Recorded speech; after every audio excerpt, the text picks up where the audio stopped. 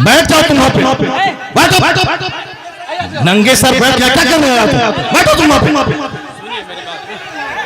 मेरी बात सुन। क्या तुम्हारी बात सुनो? बैठो तुम, क्या बैठे? बैठ जाओ तुम। ये क्या कवाली की महफिल है? कवाली की महफिल है? ऐसे जलील नहीं किया जाता। कवाली की महफिल है?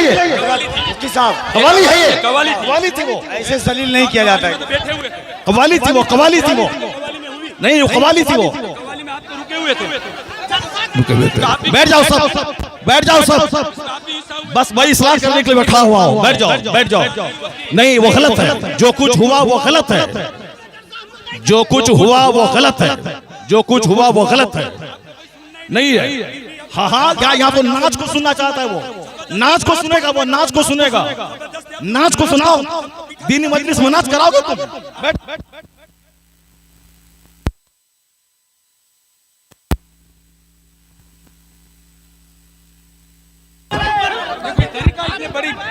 आप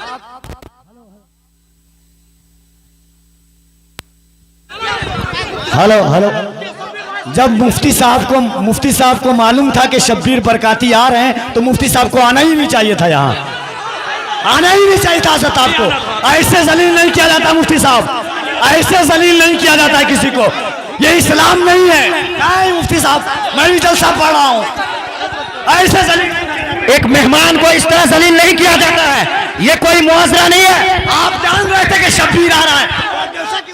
हजरत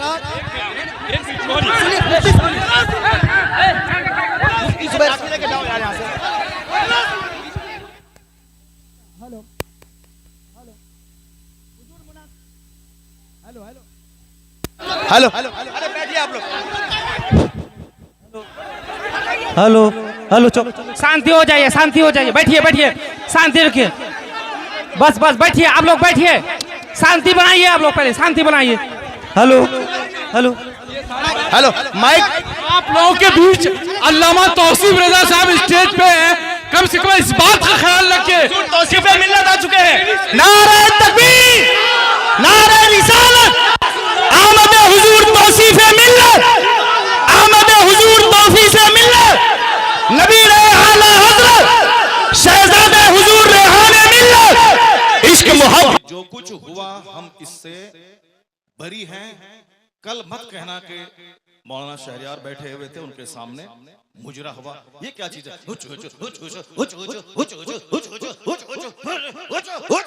क्या है ये? क्या है ये? तुम लोग कल दियोबंदी हो जाओगे, मैं दावे से कहता हूं। और दियोबंदी कल मजाक उड़ाएगा पूर्णिया का। तुम्हें मालूम है कि आसपास में सारे गैर मुकल्लिद हैं, ये सब कल मजाक उड़ाएंगे बरेलवियों के जलसे का। कहेंगे बरेलवियों का जलसा ये होता है, बरेलवियों का जलसा यही होता है। क्या चीज है? क्या ये नाथानी है? यही नाथानी है। ये इको हटा दो, उसके बाद क्या? इको तुम हटा दो, मेरे मदरसे का बच्चा इससे अच्छी नात पढ़ता है, अरबी कॉलेज का बच्चा इससे अच्छी नात पढ़ता है। हुचुड़ हुचुड़ का नाम नाथानी है। क्या किया तुमने? सुन्नियत को बदनाम किया, बरेलवियत को बदनाम किया, मसलक के आला हजरत को बदनाम किया। इसी का नाम जलसा है, इसी का नाम कॉन्फ्रेंस है, इसी का नाम सीरत का जलसा है। वो तो हम फंस गए मजमे में, हम बैठ गए, मुफ्ती जुबैर साहब भी फंस गए जो मजमे में बैठ गए। हम अपनी बरात का इजहार करते हैं जो कुछ हुआ। मुफ्ती साहब किबला भी अपनी बरात का इजहार करते हैं, ताकि कल मत बोलना कि मनाज़िर अहले सुन्नत काज़ी सीमांचल बैठे हुए थे, उनके सामने मुजरा हो रहा था। हम लोग इससे बरी हैं। अगर रास्ता होता निकलने का तो हम निकल गए होते, वो रास्ता नहीं था, भीड़ की वजह से हम कुचल जाते, इसलिए हम नहीं निकले, मुफ्ती साहब भी नहीं निकले। बाकी रात के कितने बज रहे हैं? 2:10। कितने बज रहे हैं? टाइम देखो तुम, रात के 2:10 हो रहे हैं, 2:10 हो रहे हैं। मालूम है क्या हुआ इसमें? पब्लिक का चंदा इसीलिए हो रहा है। बैठ जाओ, अगर बिहार की इज्जत प्यारी है तो बैठ जाओ, अगर पूर्णिया की इज्जत प्यारी है तो बैठ जाओ। ये डांस करने के लिए जलसा होता है, चंदा होता है। बैठ जाओ सब। नात खानी वो नहीं है जो तुमने सुनी है, नात खानी वो नहीं जो तुमने सुनी है। भीड़ जुटाने का नाम जलसा है क्या? बैठ जाओ सब। अब अगर नात तुमने सुनी थी उसको तुमने नात कहा था अपने हिसाब से, तो तकरीर कौन सुनेगा? कुरान की बात कौन सुनेगा? हदीस की बात कौन सुनेगा? इस्लामी तालीमात के बारे में कौन सुनेगा? अगर तुम नात सुने थे, बैठे रहते, तकरीर सुनते, तब होता कि चलो भाई पूर्णिया के लोगों ने नात भी सुनी और तकरीर भी सुनी। अभी वो बैठने जा रहा है तो तुम सब उठ के भाग रहे हो।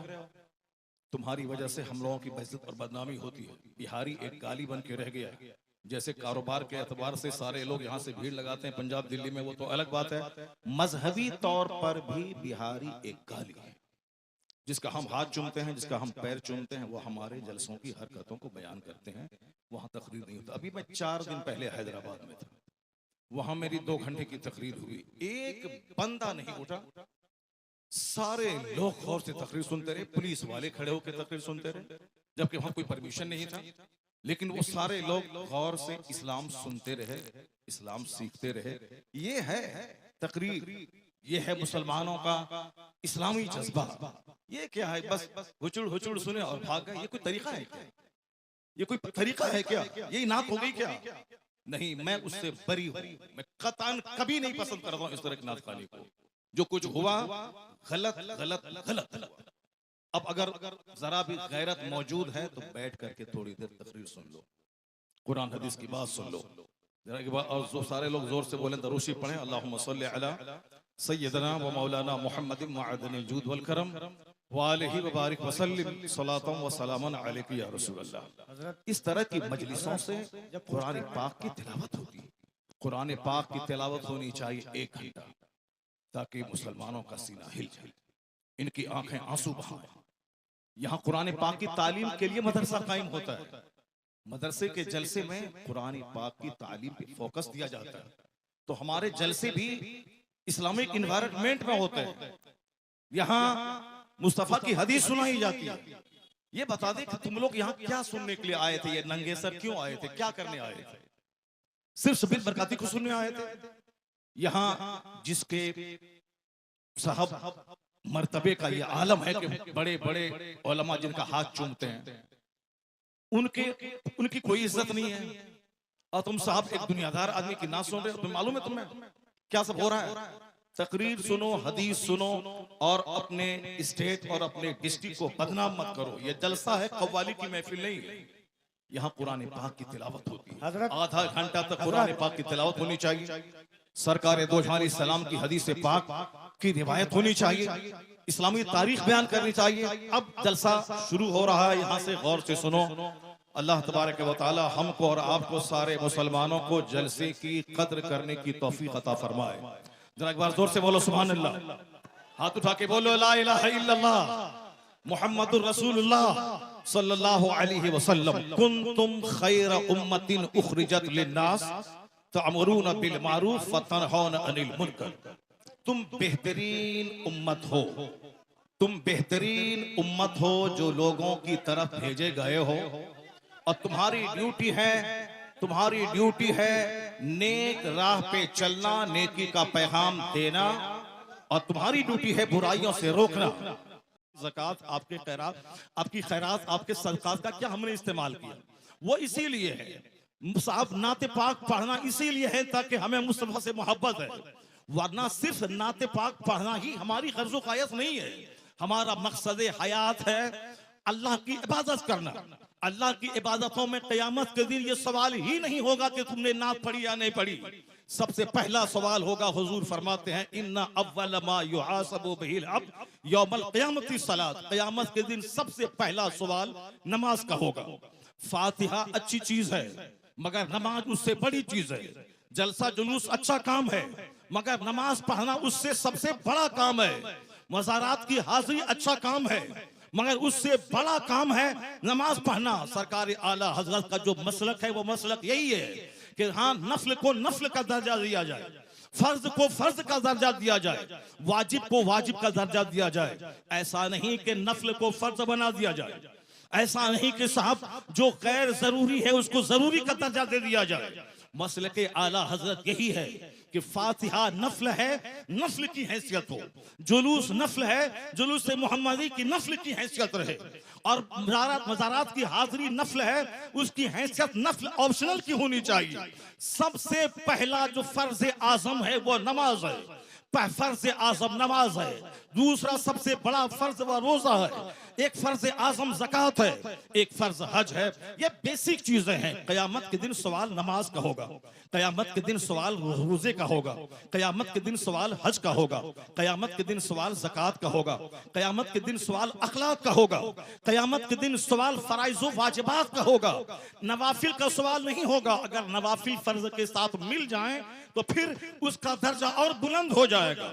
लेकिन फर्ज को छोड़कर नफल बेवजन है, फर्ज को छोड़कर नफल खसो खाशात की तरह है।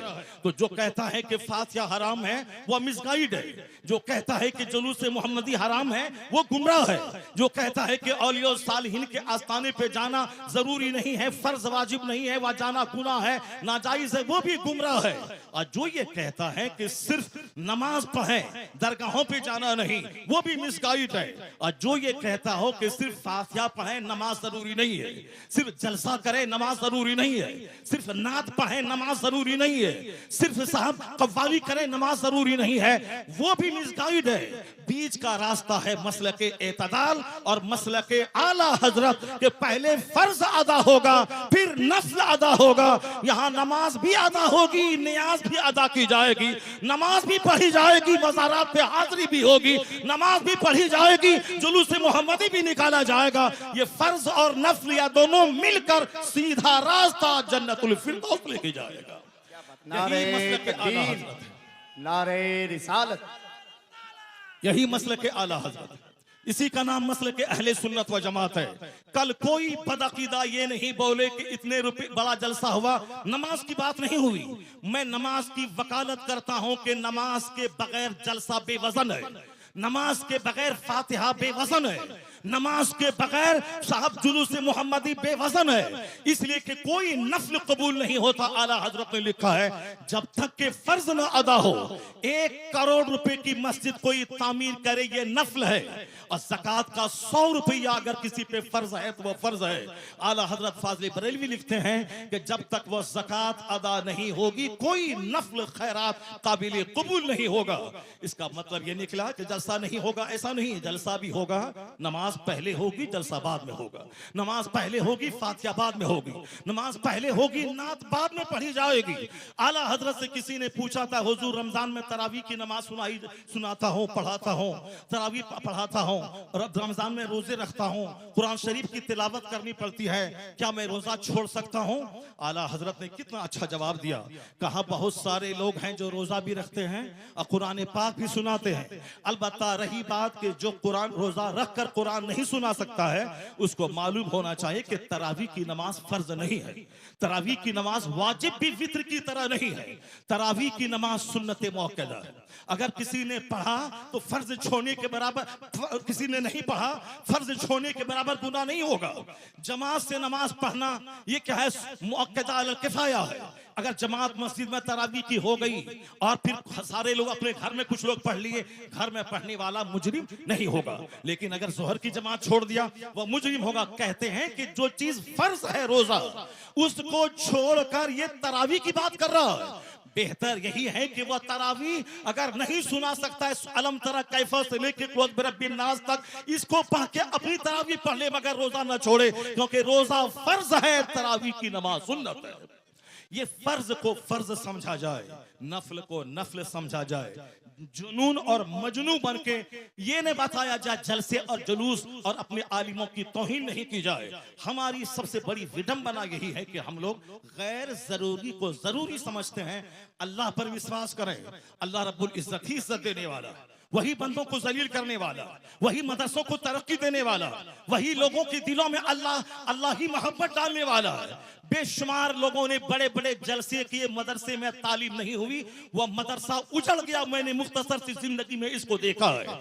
लेकिन जिन लोगों ने मेहनतें की, 5 साल के बाद जलसा किया, और अगर अच्छे अच्छे आलिम, अच्छे हुफ्फाज उन्होंने दिया, उसके पास बच्चों के रखने की जगह नहीं है, इतने बच्चे हैं कि वो रख नहीं सकता है।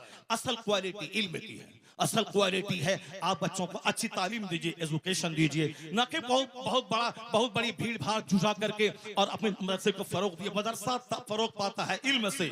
मैं तमाम सुन्नी मदारिस के लोग जिम्मेदारों से कहता हूं, तालीम पे फोकस दें, दरसगाह पे फोकस दें, अच्छे आलिम को रखें, अच्छे उफाज को रखें। अगर एक बच्चा फारिग हुआ, अगर सही ढंग से कुरान सुनाया, तो सारे लोग यही कहेंगे ये बता दे तू किस मदरसे में पढ़ा है, वो तेरा उस्ताद कौन है। यानी वही एक बच्चा आपका सबसे बड़ा प्रचारक हो जाएगा। वही एक बच्चा आपके मदरसे की खूबियों को दूसरों के सामने एग्जीबिशन करने वाला एक जबरदस्त अलमबरदार हो जाएगा। आपने 10 बच्चों को आपने निकाल दिया और क्वालिटी उसमें नहीं है, वह जहां भी जाएंगे मदरसों को बदनाम करेंगे कि किस उस्ताद ने तुझको पढ़ाया है, किस मदरसे में तुमने पढ़ाया है। क्वालिटी पे जोर देना। बस आखिरी बात सुन ले, अभी मुसलमानों के चेहरे पे हवाइयां उड़ रही हैं कि हमारा मुस्तकबिल कैसा है, हमारा फ्यूचर कैसा है, हमारा आने वाला दिन कैसा है। आपको मैं यकीन दिलाता हूं कि इस्लाम का आने वाला दिन इतना सुनहरा है कि कोई दिन ऐसा नहीं गुजरता जिस दिन कोई पढ़ा लिखा आदमी कलमा पढ़ के मुस्तफा का गुलाम न बनता हो। कोई दिन ऐसा नहीं गुजरता जिस दिन अमेरिका जैसे हाईली क्वालिफाइड और तरक्की याफ्ता मुल्क का कोई एक दानिश्वर कलमा पढ़ के मोमिन न होता हो। या जोश में ये बातें नहीं बोली जाती हैं, बल्कि ये बातें दलाइल और प्रूफ के साथ की जाती हैं। आप अगर पढ़े लिखे आदमी हैं, हमारे बच्चे स्कूल कॉलेज में पढ़ते हैं, मैं उन बच्चों को कहता हूं, एक नाम आपने सुना होगा जॉन डी रॉकफेलर का। हमारे शेख बैठे हुए हैं, शेख का दौरा लंदन होता है, हमारे हजरत का दौरा अमेरिका होता है, हमारे हजरत का दौरा अफ्रीका होता है। वह सारी दुनिया के हालात से बाखबर हैं। मैं अपने शेख को कहता हूं कि जॉन डी रॉकफेलर वह दुनिया का सबसे पहला अरबपति। आज की तारीख में बेशुमार अरबपति हैं, टाटा, बिरला, जिंदल, मित्तल, अडानी, अंबानी, ये सारे के सारे अरबपति हैं। लेकिन जॉन डी रॉकफेलर वह दुनिया का सबसे पहला अमेरिका का अरबपति, बिलियनियर, मिलियनियर नहीं बिलियनियर, यानी अरबपति जिनके पास खरबों की दौलत थी। 53 साल की उम्र में वो खरबपति बीमार हो गया। बीमार होने के बाद अब उनको लगा कि अब जैसे कि मैं मर जाऊंगा, जब मर ही जाऊंगा।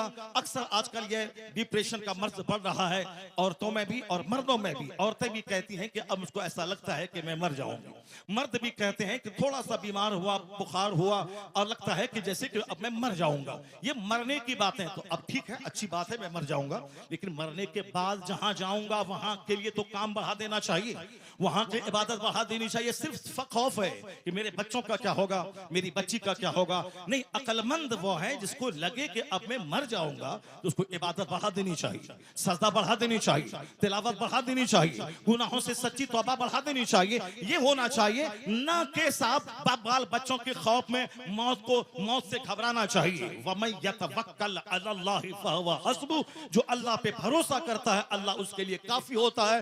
कुरान में आया है, ला तक़तुलू औलादकुम खश्यता इमलाक, गरीबी के डर से बच्चों को कत्ल मत करो, मैं तुझे भी रोजी देता हूं, तेरे बच्चों को भी रोजी दूंगा। रोजी देने वाला अल्लाह है। वो अमेरिका का खरबपति, उसने सोचा कि अब जब मुझको मर ही जाना है तो अब क्यों नहीं सदका तो खैरात करके मैं मरूं। अपनी दौलत का एक बड़ा पार्ट मेडिकल एक्सपर्ट के खर्च पे उन्होंने डोनेट किया कि नई नई बीमारियां और उसके इलाज और ट्रीटमेंट दरियाफ्त करने के पीछे मेरी दौलत का एक बड़ा हिस्सा खर्च होगा। उन्होंने एक स्कूल बनवाया, गरीबों, मिस्किनों, माजूरों, बेवाओं के बच्चे स्कूल में पढ़ेंगे, फ्री तालीम। उन्होंने एक बहुत बड़ा हिस्सा अपनी दौलत का हॉस्पिटल पे वक्फ किया, यहाँ गरीबों, मिस्किनों, माजूरों, कम पैसे वालों का इलाज होगा। यानी अपने पैसे को गरीबों के लिए, सोशल वेलफेयर के लिए, चैरिटी के लिए उन्होंने दरवाजा खोल दिया। उसको ऐसा महसूस हुआ 2-3 महीने के बाद कि अंदर से उसका कैंसर का जख्म हल्का हो रहा है। ये द टाइम्स ऑफ इंडिया जो हिंदुस्तान का अंग्रेजी अखबार है, हमारे बच्चे तो एमए करने के बाद भी एक जुमला अंग्रेजी नहीं बोलते हैं। जिसको होना था डीएम वो चपरासी की भी नहीं बन पाए, जिनको होना था साइंटिस्ट वो गली कूचे का दिल फेंक आशिक बन गया।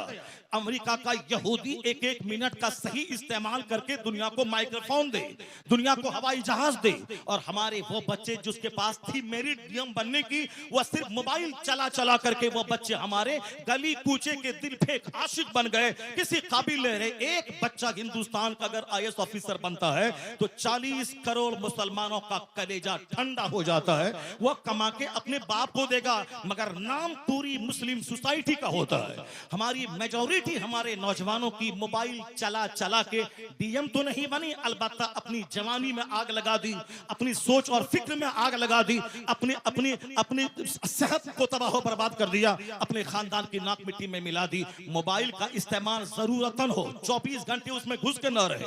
टॉयलेट का इस्तेमाल जरूरत हो, 24 घंटे टॉयलेट में घुसने वाला तबाह बर्बाद हो जाएगा, सेहत खत्म हो जाएगी। यहूदी एक एक मिनट को कीमती समझते हैं तो जलील कौम दुनिया में सबसे मालदार कौम है। जबकि नमाजों की पाबंदी हमें वक्त की कदर सिखाती है, जबकि सहर और इफ्तार का सिस्टम वक्त की कदर सिखाता है, जबकि ज़कात का मैनेज हमें एक एक मिनट को कीमती समझने का पैगाम देता है। 1 मिनट पहले दाना हलाल, 1 मिनट के बाद दाना हराम, ये हमें पंक्चुअलिटी सिखाता है। मगर अक्ल रहे तब न इन बातों पे हम गौर करें। हमारे पास तो गुस्सा बहुत ज्यादा है, हमारे पास जज्बात बहुत ज्यादा है, हमारे पास सब छोटी फिक्र की वजह से हम जो लायक थे उस लायक नहीं बन पाए।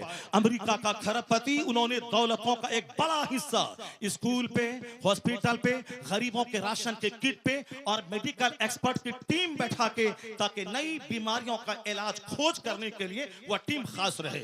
उनको ऐसा लगा जब से वह चैरिटी सदका तो खैरात का काम शुरू किया, अंदर से उसके बदन का जो कैंसर था उसका मर्ज दूर होने लगा। 4 महीने के बाद उन्होंने टेस्ट करवाया, उसके अंदर का कैंसर खत्म हो चुका था।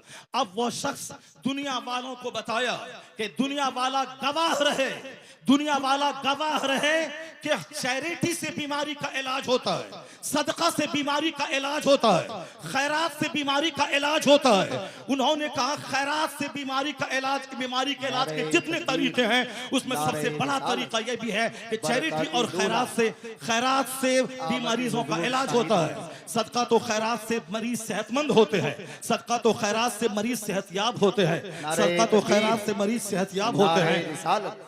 उन्होंने सारी दुनिया को बताया। हमारे शेख आ गए, एक दूसरे शेख की आमद हो गई जो बरकाती खानवादे के शेख हैं, वो आ गए और शहजादे आला हजरत यहाँ बैठे हुए हैं। बस मेरी गुफ्तगू खत्म होने वाली है, उसको गौर से सुनेंगे। तो हम पूरे हिंदुस्तान में जाते हैं, पूरे मुसलमानों का दर्द सीने में मौजूद है, कहाँ क्या हालात हैं वहां उस हालात का मुशाहिदा करते हैं। तो हम अपने गुस्से के मुजाहरे के लिए नफ्स की तस्कीर की खातिर नहीं देते हैं, सिर्फ मिल्लत के लिए, कौम के लिए, मसलक के लिए हम अपने लोगों के सामने अपनी कमजोरी बयान करते हैं। जरा गौर से सुने, जब उन्होंने खरबपति ने कहा कि मेरा मर्ज अच्छा हुआ, इलाज के जितने तरीके हैं, एलोपैथिक, होम्योपैथिक, साहब जड़ी बूटी, आयुर्वेद में सब तरीके हैं इलाज के, मगर सदका तो खैरात इलाज का एक जबरदस्त तरीका है। तो जो बात जॉन डी रॉकफेलर ने आज कही, यही बात मुस्तफा ने 1400 साल पहले कही थी कि दावू मरदाकुम बिस्सदका व हस्सनु अम्वालकुम बिज़्ज़कात। मुस्तफा ने कहा अपने मरीजों का इलाज सदका करके क्या करो। तो आज 1400 साल के बाद अमेरिका का खरबपति अपने तजर्बे से दुनिया को बताया कि सदका से एक बीमार ठीक होता है। जो बात मुस्तफा ने 1400 साल पहले कही, वो अमेरिका का क्रिश्चियन जाती तजर्बे से बता दिया कि मुस्तफा का कौल सच्चा है, मुस्तफा का मजहब सच्चा है और खैरात से इलाज होता है। तो आज जैसे दानिश्वरों के बीच मुस्तफा की हदीस की सदाकत सामने आ रही है, कलमा पढ़ने वालों की तादाद में जबरदस्त इजाफा होता चला जा रहा है। इस्लाम कभी खतरे में नहीं था और आज भी खतरे में नहीं है। जैसे जैसे इल्म बढ़ रहा है, जैसे जैसे रिसर्च बढ़ रही है, जैसे जैसे तहकीक बढ़ रही है, वैसे वैसे मुस्तफ़ा के गुलामों की तादाद में इजाफा होता जा रहा है। इस्लाम के ताल्लुक से आप बेफिक्र हो जाएं, अपनी फिक्र करें कि मेरा मरते वक्त क्या होगा, मेरा कब्र में क्या होगा, मेरा हश्र में क्या होगा, कल अगर मैं मर गया तो मेरा क्या होगा। इस्लाम के बारे में ज्यादा फिक्र करने की जरूरत नहीं है। इस्लाम बहुत जिंदा और ताबिंदा मजहब है। पूरी दुनिया के हर गोशे में, हर खित्ते में इस्लामी चिराग रोशन हो रहा है। जितने भी लोगों ने इस्लाम का चिराग बुझाना चाहा वो सब बुझ गए, उनकी इज्जतें मिट्टी में मिल गई, उनके आबा अजदाद दुश्मनी की आग में जलकर मिट्टी में मिल गए। मगर इस्लाम मुस्कुरा रहा है, मदरसा मुस्कुरा रहा है, मस्जिदें मुस्कुरा रही है, अजान मुस्कुरा रही है, हमारे मशाइख के चेहरे की दाढ़ियां, उनके सरों की पगड़ियां मुस्कुरा रही हैं। कभी इस्लाम खतरे में नहीं था और आने वाले वक्त में भी जैसे जैसे इल्म का उजाला फैलेगा मुस्तफा के गुलामों की तादाद में इजाफा होता चला जाएगा। है नूरे खुदा कुफ्र की हरकत पे खंदाजन, फूकों से यह चिराग बुझाया न जाएगा। अल्लाह तबारक व तआला मदरसा गौसिया सिराजुल उलूम को सलामत रखे, मौलाना कसीमुल हक साहब को सलामत रखे, उनके मदरसे की मोहब्बतें इलाके के सारे मुसलमान के दिलों में अता फरमा दें। यहाँ के सारे मुंतज़मीन, अरकान और तमाम पढ़ने वाले बच्चे, सारे असातिज़ा सबों को इखलास के साथ दीनी खिदमत करते रहने की तौफीक अता फरमाए। हमारे शेख को अल्लाह लंबी उम्र अता फरमा दे। अल्लाह ताला इन्हें और पूरी दुनिया में घूम घूम कर मसलक आला हजरत की धूम मचाते रहने की तौफीक अता फरमाए। आमीन व आखिर दावाना अनिल हम्दुलिल्लाहि रब्बिल आलमीन।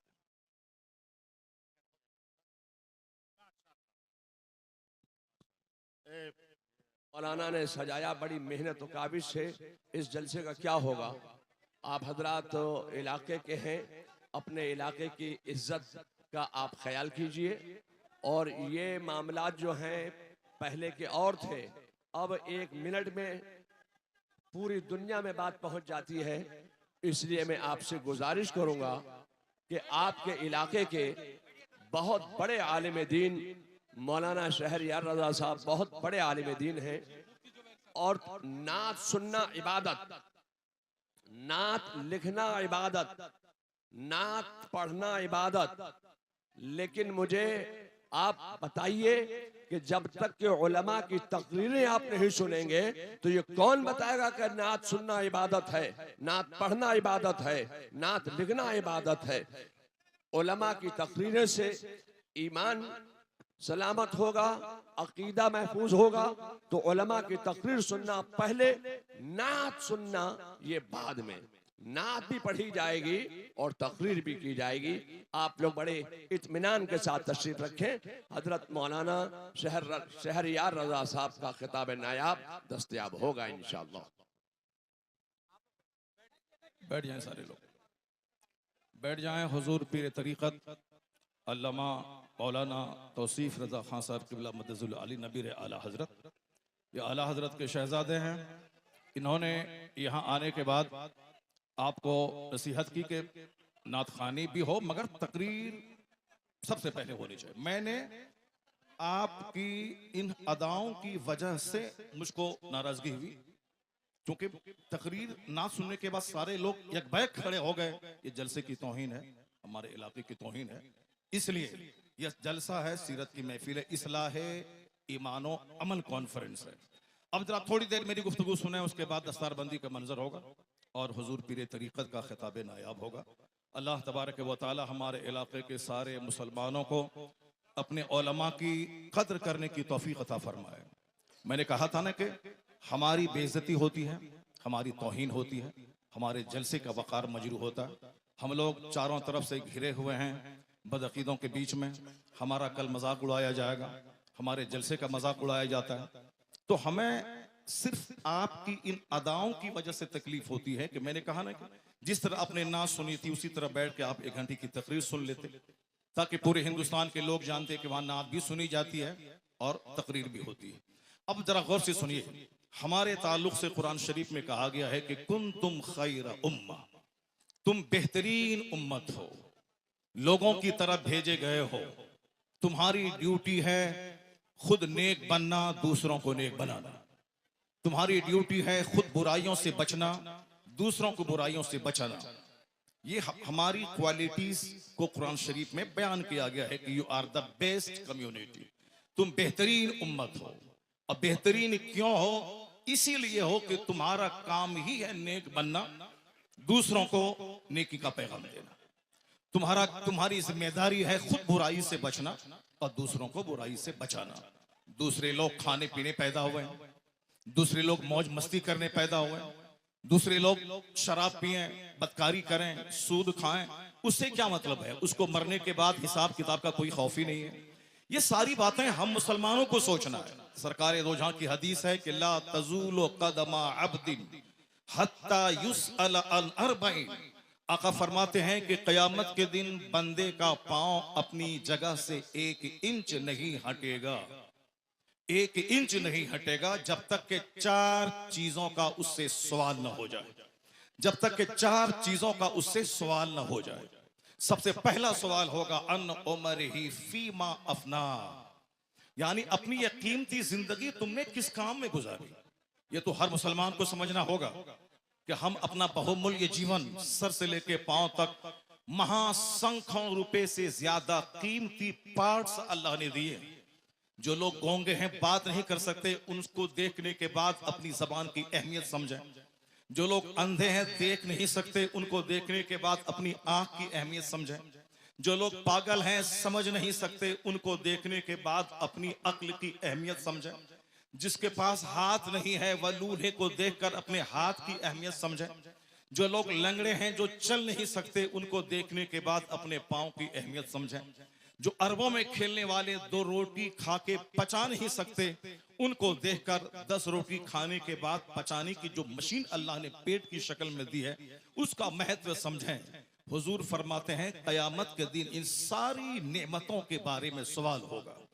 तुमने अपने पांव का कैसा इस्तेमाल किया, तुमने अपनी जबान का कैसा इस्तेमाल किया, तुमने अपने हाथ का कैसा इस्तेमाल किया, तुमने अपनी आंख का कैसा इस्तेमाल किया।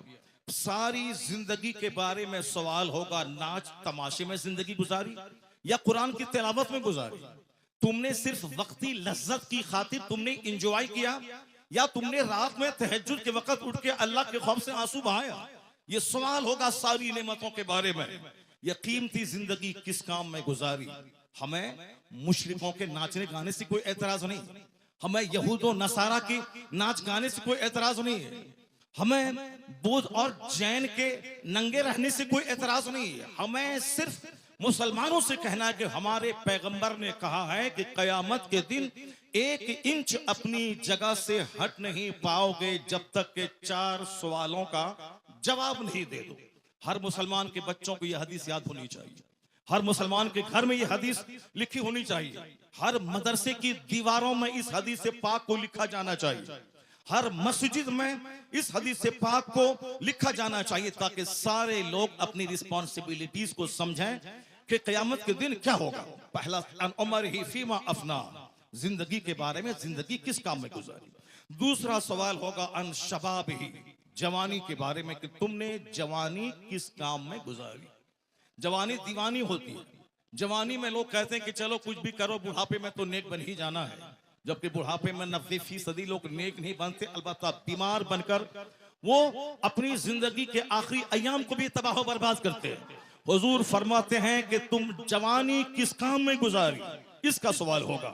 तीसरा सवाल होगा अन माल ही मिन ऐन इक्तसबहु व फीमा फज़अहु, यानी माल कहां से कमाया और कहां खर्च किया, इसका सवाल होगा।